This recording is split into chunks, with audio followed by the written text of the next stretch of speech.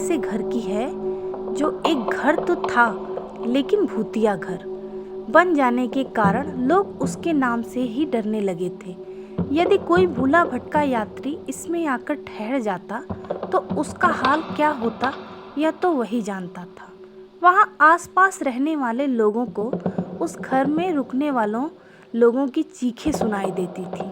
धीरे धीरे उस घर का ये हाल हो गया था कि अब कोई उसमें भूल से भी आकर नहीं ठहरता था। उस घर में अब सिर्फ एक चौकीदार रह गया था। उस घर में जाना तो बहुत दूर की बात थी, लोग उस घर के रास्ते से भी डरने लगे थे। सब लोग यही सोचते थे कि यह घर तो भूतिया है, फिर चौकीदार इस घर में कैसे रह लेता है? क्या उसे भूतों से डर नहीं लगता?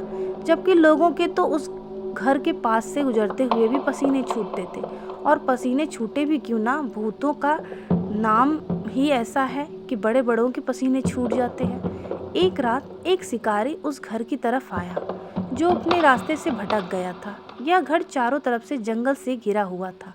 दूर दूर तक किसी इंसान की आवाज़ तक सुनाई नहीं देती थी। बाहर बड़ा भयंकर तूफान आ रहा था।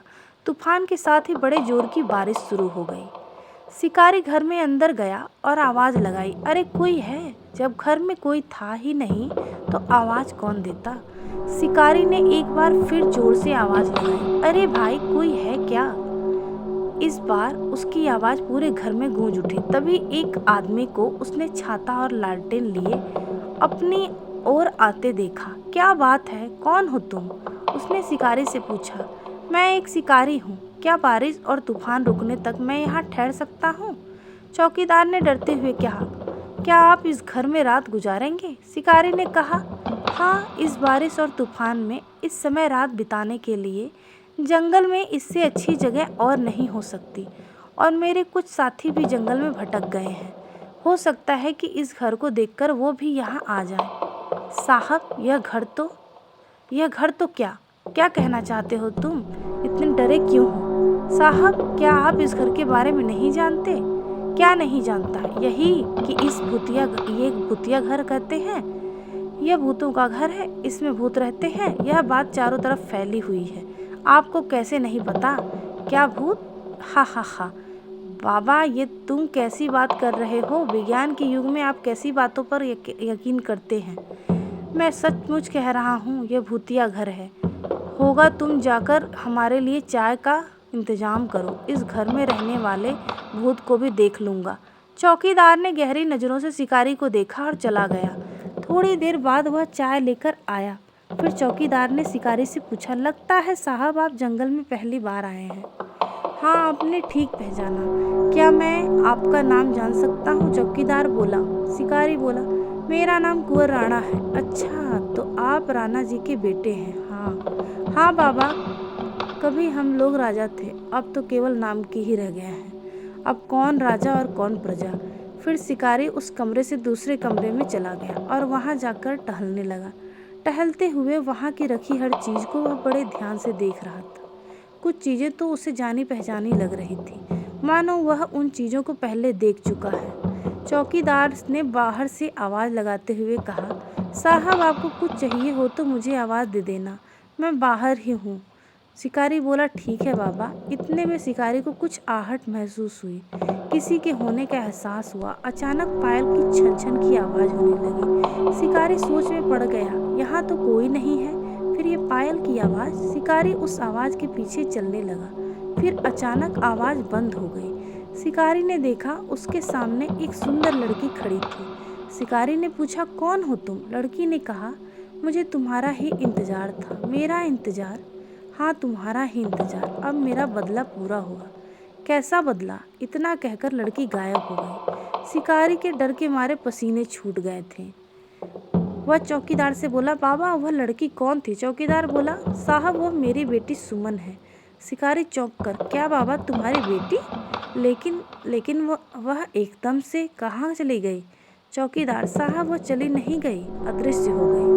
शिकारी, ये सब क्या हो रहा है? मेरी तो कुछ समझ में नहीं आ रहा बाबा, आप मुझे विस्तार बताइए। चौकीदार रोते हुए, साहब, दुर्भाग्य से वह मेरी बेटी है जो अब जीवित नहीं है।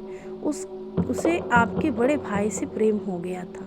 तब आप बहुत छोटे थे, लेकिन जब आपके पिताजी को ये बात पता चली तो राजा जी ने मेरी बेटी को फांसी की सज़ा दे दी। उसका शरीर तो खत्म हो गया, लेकिन उसकी आत्मा बदले की आग में जल उठी। वो एक भयानक प्रेत बनकर लौटी और एक एक करके सबको उसने मार डाला। आपको राजा साहब पहले ही पढ़ाई के लिए बाहर भेज चुके थे, लेकिन सबको मारने के बाद भी उसका गुस्सा शांत नहीं हुआ था।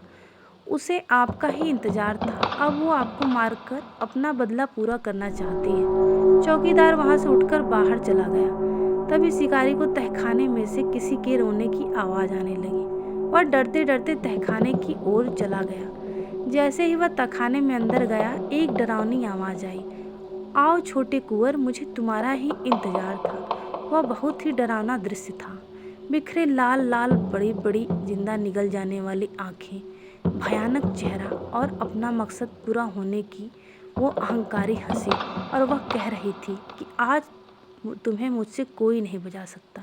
शिकारी भागना चाहता था, लेकिन तहखाने का दरवाज़ा बंद हो गया था। वैसे भी एक इंसान जब बदला लेने पर आए तो उसे कोई नहीं रोक सकता। यह तो फिर भी एक खतरनाक आत्मा थी, तो भला इससे बदला लेने से कौन रोक सकता था। शिकारी अंदर से दरवाज़ा खोलने की कोशिश कर रहा था।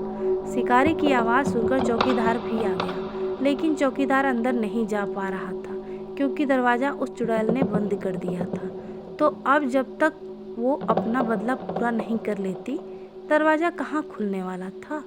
तभी तहखाने के दरवाजे पर खड़े चौकीदार को एक दहशत भरी चीख सुनाई दी। कुछ समय बाद दरवाज़ा अपने आप खुल गया। चौकीदार ने देखा कि शिकारी की लाश वहीं तहखाने में पड़ी हुई है। सारा जिस्म खून से लथपथ भीगा हुआ है। लेकिन जब उसने पास जाकर देखा तो वह चौंक गया। शिकारी के धड़ पर सर नहीं था। उस चुड़ैल उसका शरीर ही उखाड़ दी थी।